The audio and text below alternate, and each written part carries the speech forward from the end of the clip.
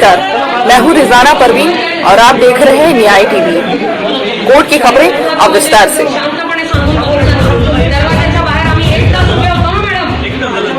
Republic TV के प्रमुख अर्नब गोस्वामी ने बॉम्बे हाई कोर्ट के उस आदेश को चुनौती देते हुए सुप्रीम कोर्ट का रुख किया है, जिसमें 2018 के आत्महत्या मामले में अंतरिम जमानत के लिए उनकी याचिका को खारिज कर दिया था। इससे पहले सोमवार को बॉम्बे हाई कोर्ट ने रिपब्लिक टीवी के एंकर अर्नब गोस्वामी को अंतरिम जमानत देने से इनकार कर दिया था। गोस्वामी को मुंबई पुलिस द्वारा गिरफ्तार करने के बाद 4 नवंबर को 14 दिन की न्यायिक हिरासत में भेज दिया गया था।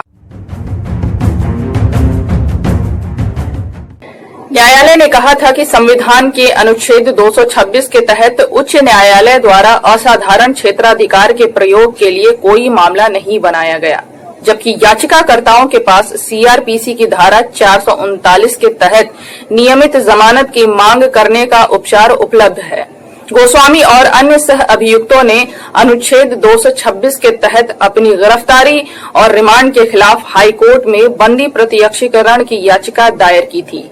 पीठ ने स्पष्ट किया था कि अंतरिम आवेदन को तय करने के उद्देश्य से इसका अवलोकन प्रकृति में प्रथम दृष्टया है और अर्नब गोस्वामी द्वारा नियमित जमानत की मांग के लिए किए गए आवेदन पर लागू नहीं होगा।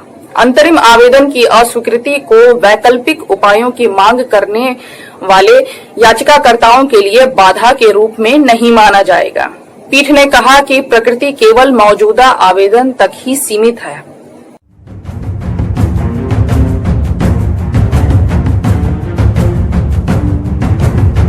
रिपब्लिक टीवी के प्रमुख अर्नब गोस्वामी ने रायगढ़ में सत्र न्यायालय के समक्ष एक आवेदन दायर किया है। इसमें 2018 के आत्महत्या मामले में उनकी गिरफ्तारी के मामले में नियमित जमानत की मांग की गई है।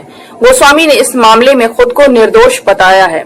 उन्होंने कहा है कि संबंधित समय पर इस मामले की पूरी तरह से जांच की गई थी और रायगढ़ पुलिस ने एक विस्तृत क्लोजर रिपोर्ट समरी रिपोर्ट दाखिल करने की कृपा की।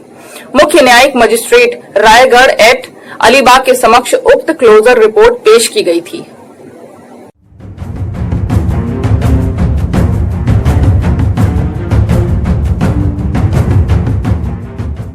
उन्होंने प्रस्तुत किया है कि 2019 में मामले को बंद करने के बावजूद उन्हें 4 नवंबर की सुबह रायगढ़ पुलिस ने मजिस्ट्रेट द्वारा पारित बंद आदेश को चुनौती दिए बिना गिरफ्तार कर लिया गया।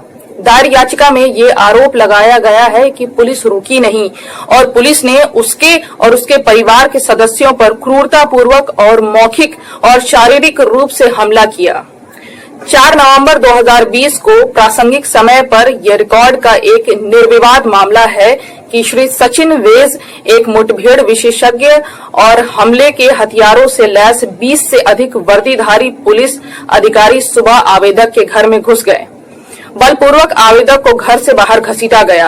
आवेदक और उसके परिवार को पुलिस अधिकारियों द्वारा क्रूरतापूर्वक और शारीरिक रूप से हमला किया गया और याचिकाकर्ता को उसके परिवार के सामने घर से बाहर निकाला गया और हिरासत में लिया गया।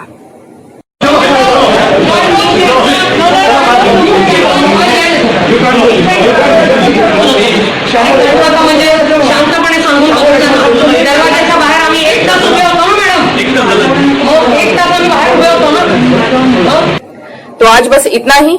हम खबरों का सिलसिला जारी रखेंगे। आप बने रहिए न्याय टीवी के साथ।